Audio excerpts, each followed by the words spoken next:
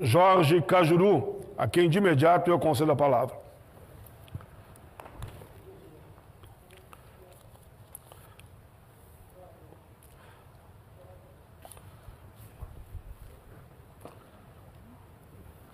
Senador Jorge Cajuru, me permita que eu diga que fazia muito tempo que eu não saía no principal jornal do meu estado.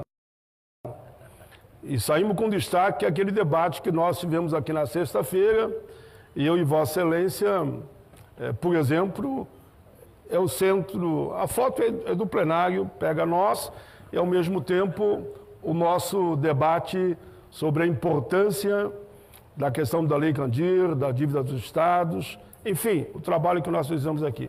Eu cumprimento Vossa Excelência em nome de todos aqueles do Rio Grande que acompanharam aquele debate.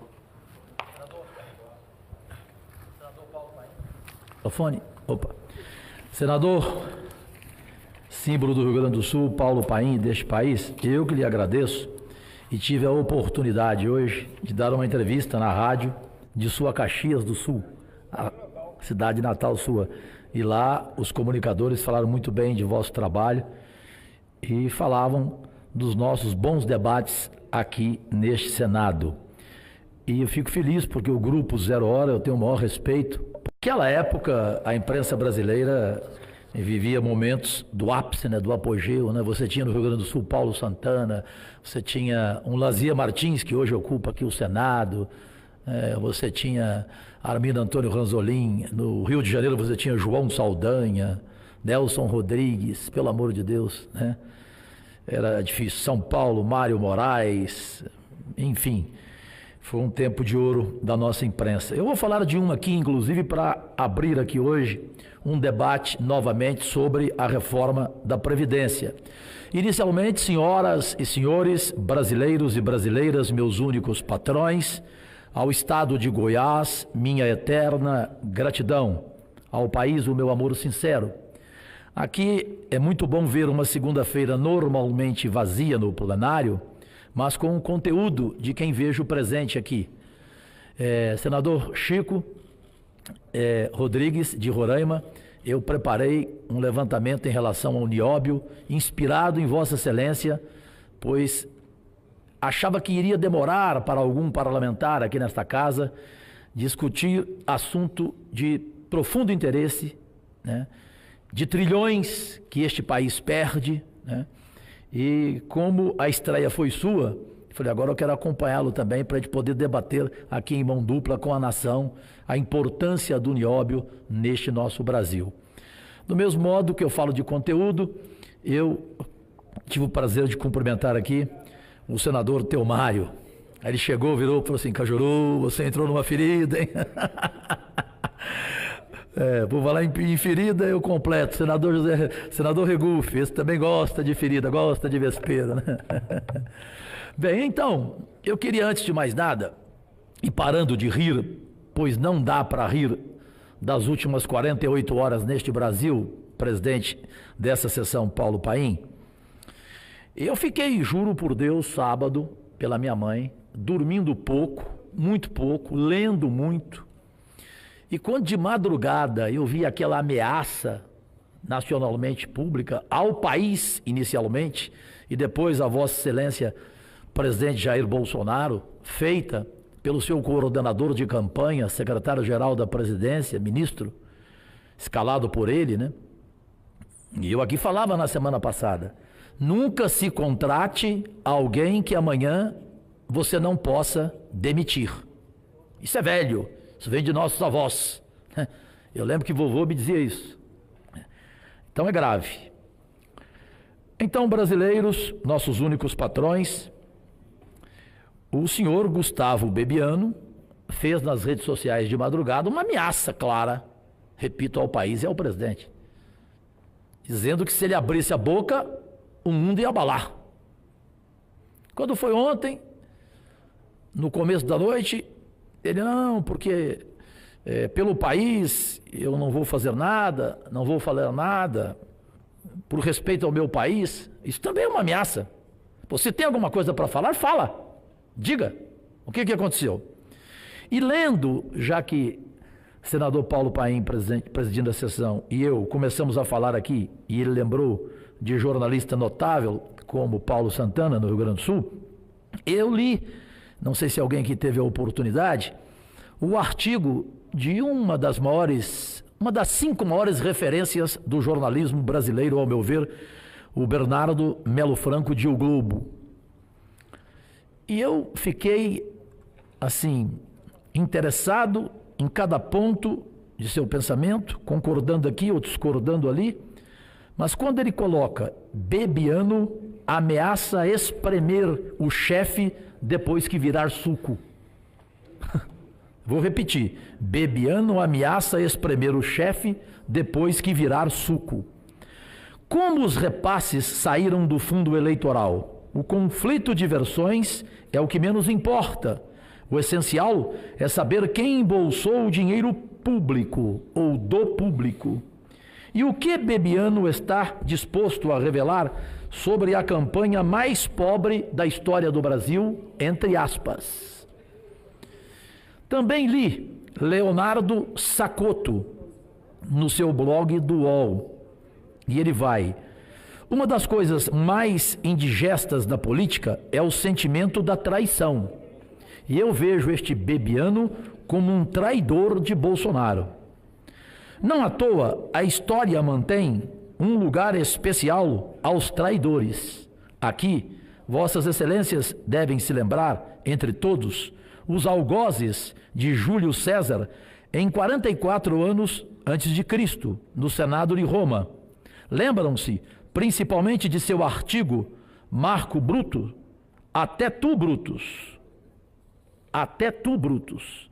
Será que nesse momento pensa dessa forma o presidente Jair Bolsonaro? Mas enfim, a demissão não saiu até agora. Todos, a nação, a imprensa, esperavam que ela saísse hoje cedo no Diário Oficial e até agora nada. Eu quero me aprofundar um pouco mais aqui, também em um riquíssimo artigo que virou vídeo nas redes sociais. A reforma da Previdência. Se você é trabalhador ou trabalhadora, provavelmente é o assunto mais importante da sua vida na atualidade e na vida dos seus filhos e netos. Essa reforma, se for aprovada, vai ser o maior ataque ao direito do povo brasileiro da história da nova República. Não é um tema simples, justamente se aproveitando da complexidade do assunto e da ignorância de boa parte do povo, é que os partidários desse absurdo estão por aí espalhando mentiras e desinformações. Não é à toa que Michel Temer, em 2017, gastou 110 milhões de reais do orçamento público para financiar a propaganda a favor da reforma da Previdência. Ou seja, o nosso dinheiro, o seu, que deveria ser usado para fazer creches, escolas, hospitais, sendo utilizado para nos enganar ou para vos alienar. Aqui eu tenho valores. A maior emissora recebeu 36 milhões, a segunda 10 milhões, a terceira 10 milhões e assim vai. As principais mudanças que se anunciam, caso a reforma seja aqui aprovada e no Congresso Nacional, o aumento da idade mínima para a aposentadoria, a extinção da aposentadoria por tempo de contribuição, a equiparação da idade do tempo de contribuição para homens e mulheres, trabalhadores urbanos e rurais, o estabelecimento de benefícios abaixo do valor do salário mínimo e a mudança do nosso atual modelo previdenciário, do regime de repartição, onde o trabalhador da ativa financia o aposentado da atualidade por um modelo de capitalização, onde o trabalhador cria uma poupança pessoal obrigatória, onde vão sendo depositados valores que depois vão ser utilizados para a sua própria aposentadoria. Ou seja, é o fim do pacto de solidariedade geracional. É cada um por si. Em um país com 30 milhões de trabalhadores informais e 13 milhões de desempregados, isto significa uma dificuldade enorme, abismal, para que a maioria do povo acesse a uma aposentadoria digna. Os defensores da reforma alegam que existe um grande rombo na Previdência e da Seguridade Social. Mas será que esse rombo existe? Pergunto, humildemente. Ou seria, senador Regufe, um rombo da Previdência e não na? Não existe esse rombo da Previdência e da Seguridade que eles tanto alegam por aí. Não. Isso é uma mentira, baseada em uma fraude, senador Teomário, senador Chico, em uma fraude contábil. Isso é uma falácia, presidente Paulo Paim, especializado maior em proteção ao trabalhador e em assuntos do mesmo. A Seguridade Social, o sistema de proteção composto por um tripé, qual seja, a assistência social, a saúde e a previdência, ela foi criada pelo artigo 194 da Constituição Federal, a lei maior que rege esse país. E logo, no artigo seguinte, o 195, se estabeleceu um modelo de financiamento para a Seguridade. Afinal de contas, não é barato garantir uma saúde universal, benefício para quem precisa e aposentadoria digna. E é por isso que este artigo elenca 3 principais fontes de receita. A primeira do próprio trabalhador, no qual é descontada uma parcela direto da sua folha de pagamento para contribuir com Seguridade. A segunda, do empregador, também contribui com uma quantia para isso. A terceira vem do Estado, e no Estado completa esse recurso através de uma série de tributos estabelecidos e vinculados especificamente para isso. Dou como exemplo COFINS, que é a contribuição para o financiamento da Seguridade Social, que está praticamente embutido em tudo que a gente consome. Outro exemplo, a CSLL, que é a contribuição sobre o lucro líquido das empresas. O PIS, PASEP, receitas de concursos, loterias, etc., entre outras. Esses recursos tributários estão vinculados constitucionalmente à Seguridade e são a garantia de que ela vai continuar funcionando. E todas essas receitas juntas fizeram com que a Seguridade, até hoje, sempre fosse superavitária e não deficitária, como eles tentam crer e propagar. Alguns anos depois do governo de Fernando Henrique Cardoso, ele estabeleceu uma coisa que mais tarde viria a se chamar DRU, que é a desvinculação das receitas da União. Isso fazia com que esse recurso, que estava vinculado originalmente à Seguridade, pudesse ser utilizado para outras finalidades que ele por si próprio decidisse. Naquela época, foi estabelecido o valor de 20% de desvinculação. Em 2016, o Michel Temer aumentou esse valor para 30%, senador Paim sabe muito bem. Só em 2017, foram 113 bilhões de reais retirados pelo DRU, pela famosa DRU da Seguridade. E sabe para onde vai esse recurso? Quem sabe? Quem pode me responder? Vai para pagar juros e amortização da dívida pública. Uma dívida que nunca foi auditada, que já atinge, vossas excelências desta casa, já atinge brasileiros e brasileiras, a casa dos 5 trilhões de reais, de maneira completamente insustentável e obscura, beneficiando um grupo seleto de credores, entre eles os principais bancos, que juntos lucraram em 2018 85 bilhões de reais, ministro Paulo Guedes, para que o povo fique sem direito à saúde, educação, escola e as coisas básicas. Numa estimativa conservadora, hoje 30% de todo o orçamento público está comprometido com o pagamento dessa tal dívida. Metodologia de cálculo do governo, que não leva em consideração alguns tributos e também não considera a DRU, e é por isso que eles alegaram que em 2017 o rombo da Previdência chegou a 292 bilhões, ou seja, repito, uma fraude contábil, uma disputa de narrativa para justificar a necessidade dessa reforma. Tem 2 trabalhos muito bons que desmascaram isso. Um é da professora Denise Gentil, da Universidade Federal do Rio de Janeiro, onde ela fala sobre a política fiscal e a fraude da Previdência, com o trabalho de doutorado dela e outro trabalho da ANFIP, a Associação Nacional de Auditores Fiscais, da Receita Federal do Brasil. E eu estive reunidos com muitos deles em Goiás.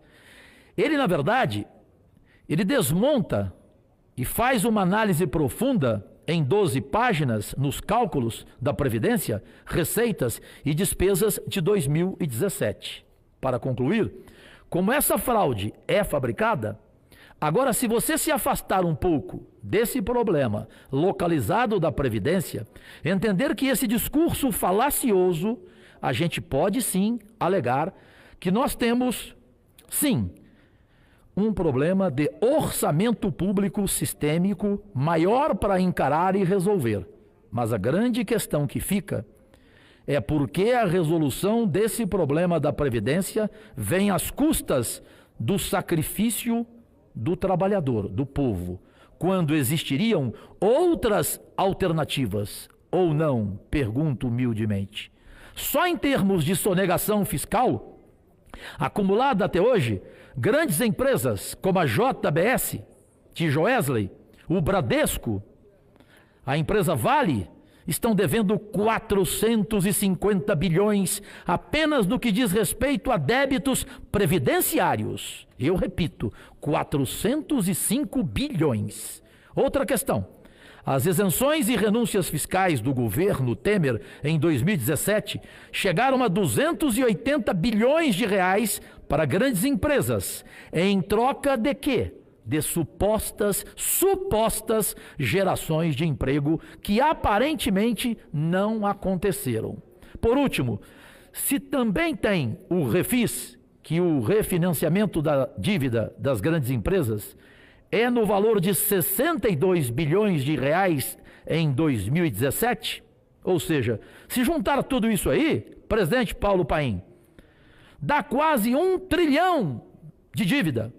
As renúncias / sonegações e refinanciamento das grandes empresas, que sempre são beneficiadas em detrimento da nação, do trabalhador. Essa reforma precisa de fato ser feita, mas que ela seja feita da maneira correta, cobrando quem verdadeiramente deve ser cobrado. Essas palavras, na sua maioria absoluta, não são minhas. São de um sociólogo, educador de São Carlos, em São Paulo, Djalma Neri. Era o que eu tinha que colocar para ampliarmos aqui, de forma em mão dupla, esse debate. Debate entre parlamentares que estão pensando no trabalhador.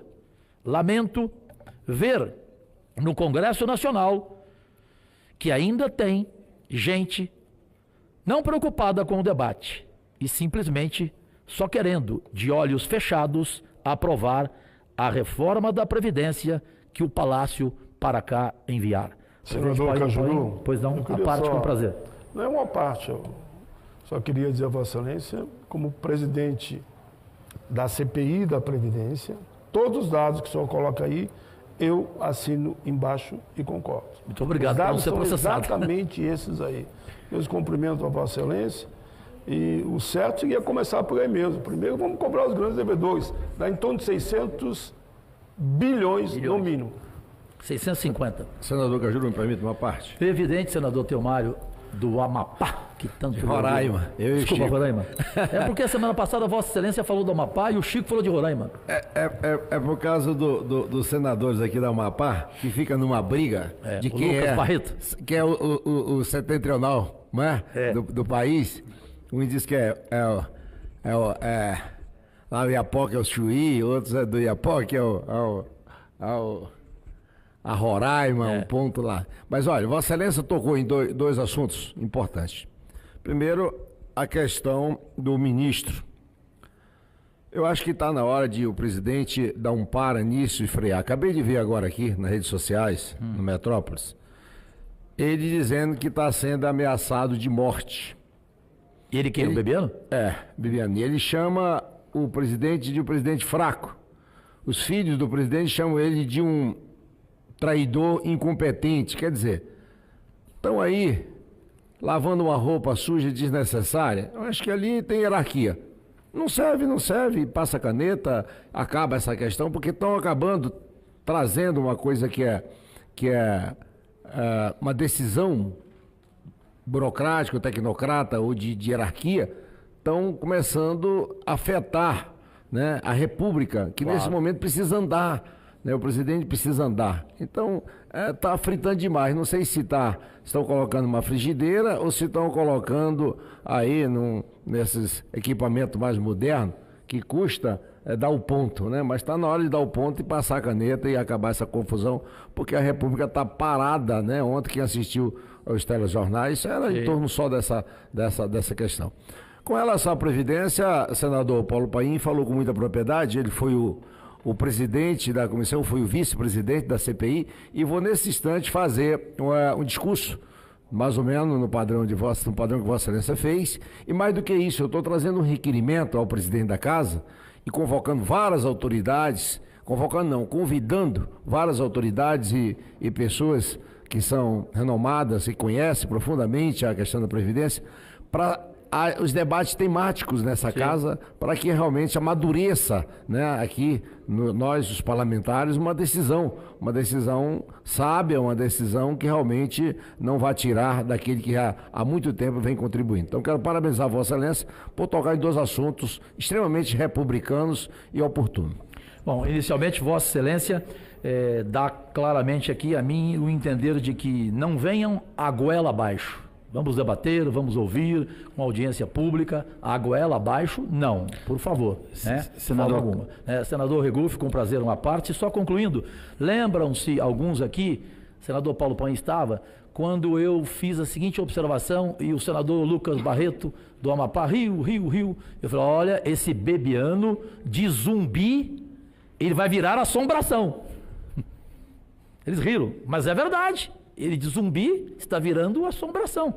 Porque se não demiti-lo, vai dar a impressão do quê? Tem alguma coisa escrita aí, estranha aí, né?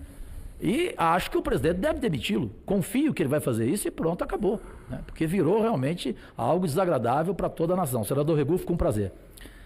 Senador Cajuru, eu queria falar aqui sobre um ponto dessa crise envolvendo o ainda ministro Gustavo Bebiano, que me chamou a atenção e que passou meio despercebido por parte da própria população e aqui também do Congresso, que é o fato de ter saído a notícia de que o presidente da República ofereceu a ele uma diretoria de uma estatal Itaipu. como uma forma de recompensá-lo, tudo. Eu não tenho certeza, não sou leviano, sou uma pessoa que tento ser justo na minha vida, não tenho certeza da veracidade desse fato. Porém, se ele ocorreu, é algo extremamente grave. E isso, para mim, foi alvo de crítica minha nos governos anteriores. E o que é errado no governo do PT, o que é errado no governo do PSDB, continua sendo errado. Eu sou uma pessoa coerente. Claro. As estatais, elas não podem ser um cabide de emprego. As estatais, elas não pertencem ao governo, elas pertencem ao Estado brasileiro. Não podem ser simplesmente um local de cabide de emprego para recompensar alguém. Que é isso? Ou para calar a boca. Então estão brincando com uma coisa séria, com uma coisa muito séria. Não dá para aceitar que as estatais, mais uma vez, sejam usadas para alocar A, alocar B, colocar alguém do partido tal, do partido B, do partido C. Não é para isso que servem as empresas estatais. Então não dá para aceitar isso. Não posso aceitar que isso seja visto como uma propriedade ali para fazer política, muitas vezes para alocar A, alocar B. Então esse fato, eu não sei se é verídico, até porque saem muitas coisas na imprensa que às vezes não tem uma veracidade comprovada, a gente tem que dizer isso aqui. Agora, se for verdade, é algo gravíssimo, porque estão numa mesma prática que já houve nesse país em diversos governos, e algo absolutamente inaceitável com o cidadão e com o contribuinte desse país.